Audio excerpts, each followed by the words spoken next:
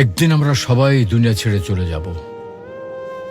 হয়তো কোনো গভীর রাতে ঘুমের ঘোরে নিথর হয়ে যাব। আত্মীয় স্বজন শিয়রে সে কান্নায় ভেঙে পড়বে।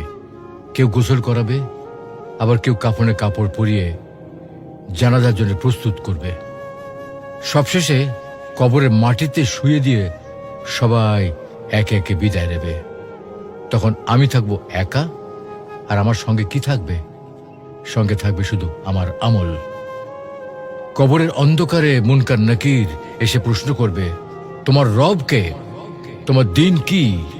তোমার রসূল কে ছিলেন? এই প্রশ্নের উত্তর দিতে পারবো আমরা? আমরা দুনিয়ার মোহে এতটাই বিভোর যে মৃত্যুর কথা ভুলে গেছি, অথচ জীবন ক্ষণস্থায়ী। আজই সময়ে প্রস্তুতি নেওয়ার, নিয়মিত সালাত আদায়, আল্লাহকে স্মরণ এবং পাপ থেকে দূরে থাকা, আর এগুলি হচ্ছে আমাদের কবরের সঙ্গী। তো আসুন দুনিয়ার মোহ ছেড়ে আল্লাহর পথে ফিরে যাই। মৃত্যু সেই